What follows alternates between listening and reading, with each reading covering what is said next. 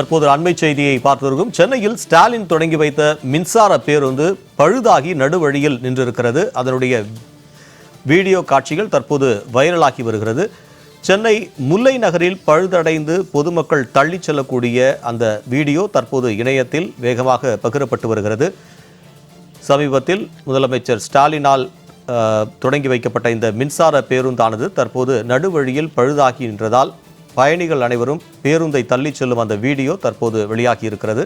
கூடுதல் விவரங்களை எமது சிறப்பு செய்தியாளர் ராம்குமார் வழங்க கேட்கலாம். ராம்குமார், விவரம். ஸ்ரீதர், சென்னை வியாசார்பாடி அருகே இருக்கக்கூடிய முல்லை நகரில் வியாசார்பாடியிலிருந்து வள்ளலார் நகரிலிருந்து காரனோடை செல்லக்கூடிய 57 எண் கொண்ட மின்சார பேருந்து நேற்று முல்லை நகர் வீட்டு வசதி வாரிய குடியிருப்பு அருகே நடுவழியில் நின்றதால் பெரும் பரபரப்பு ஏற்பட்டிருக்கிறது.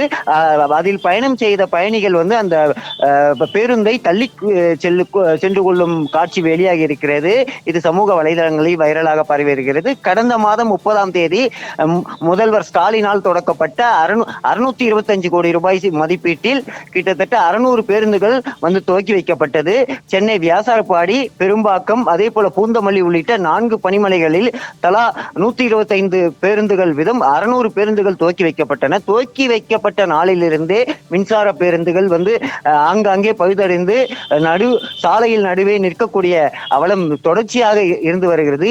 இதன் தொடர்ச்சியாக தான் நேற்று வள்ளலார் நகரிலிருந்து காரனோடை செல்லக்கூடிய இந்த 57 எண் கொண்ட பேருந்து முல்லை நகர் அருகே பழுதடைந்து எடுக்க முடியாமல் தவித்திருந்த அப்போது உள்ளே பயணம் செய்து கொண்டிருந்த பயணிகள் அந்த பேருந்தை ஓரமாக நிறுத்த தள்ளி சென்று செல்லும் காட்சி வீடியோ வெளியாகி வைரலாகி பரவுகிறது.